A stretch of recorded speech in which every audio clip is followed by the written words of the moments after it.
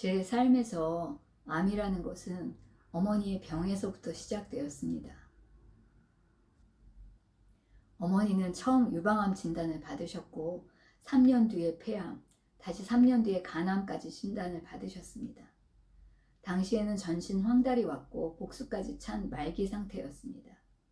병원에서는 시한부 3개월이라는 진단을 들었습니다.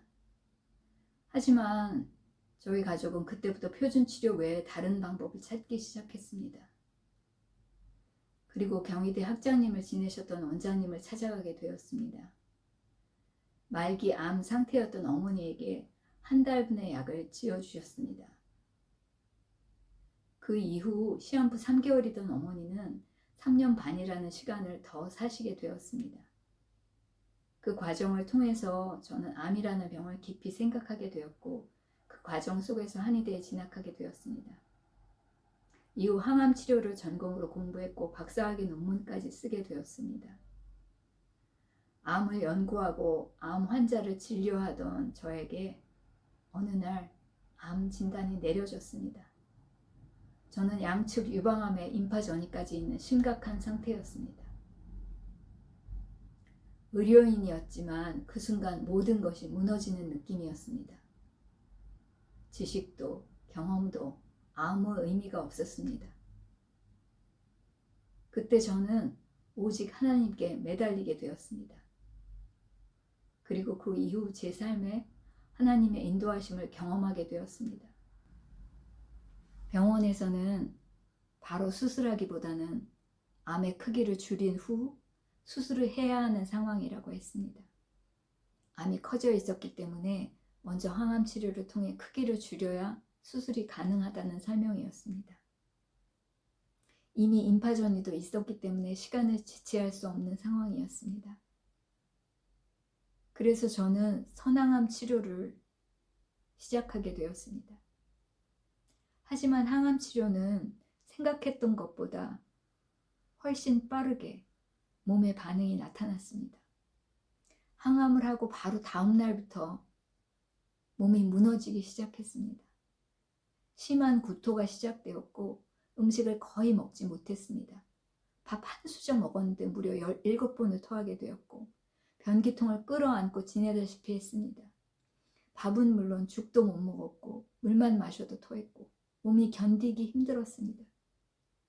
기운이 빠져서 일어나 있는 것조차 어려워졌습니다. 거기에 더해서 몸 전체에 통증도 함께 찾아왔습니다. 가만히 누워있어도 통증이 너무 심해서 마약성 진통주사를 맞아야 겨우 버틸 수 있었습니다. 피부에도 발진이 올라왔고 온몸이 예민해지면서 조금만 스쳐도 아프게 느껴졌습니다. 그리고 바로 탈모가 시작되었습니다. 머릿속이 근질근질 되더니 머리를 만질 때마다 머리카락이 손에 묻어 나왔습니다. 머리를 감는데 배수구에 머리카락이 쌓이고 베개 위에도 계속 떨어졌습니다. 하루 만에 거울 속 제 모습이 완전히 달라져 있었습니다. 머리는 듬성듬성 남아있었고 마치 골룸같이 변해버렸습니다. 그 모습을 보는 순간 마음이 무너졌습니다. 몸도 무너지고 외형도 변하고 일상도 사라졌습니다. 그때 처음으로 이 치료를 계속하다가 정말 죽을 수도 있겠다는 생각까지 들었습니다. 몸도 너무 힘들고 마음도 버틸 수가 없어서 차라리 천국에 가고 싶다는 기도까지 하게 되었습니다. 그렇게 기도하던 중 제 이름을 부르는 음성을 들었습니다. 정원아, 사랑해. 그 순간 하나님께서 저를 알고 계시고 함께 하신다는 마음이 들었습니다. 그리고 제 마음속에 이사야서 말씀이 떠올랐습니다. 두려워하지 말라. 내가 너를 구속하였고 내가 너를 지명하여 불렀나니 너는 내 것이라. 하나님께서 제 이름을 알고 부르시고 붙들고 계신다는 큰 위로가 되었습니다. 하지만 몸은 더 이상 버틸 수 없는 상태였습니다. 이 치료를 계속하는 것이 저에게 맞는 선택인지 기도하며 계속 고민했습니다. 그래서 저는 항암 치료를 중단하고 하나님께 더 매달리기 위해 기도의 자리로 들어가게 되었습니다. 사람을 거의 만나지 않고 조용한 곳에서 말씀과 기도에 집중했습니다. 그때의 저는 하나님 말씀만 붙잡아야겠다는 마음이 들었습니다. 그래서 성경을 처음부터 다시 읽기 시작했습니다. 그냥 읽는 것이 아니라 말씀 한 구절도 놓치고 싶지 않았습니다. 이스라엘 지도를 펴놓고 지명 하나하나를 짚어가며 읽었고 이름 하나도 그냥 지나가지 않으려고 했습니다.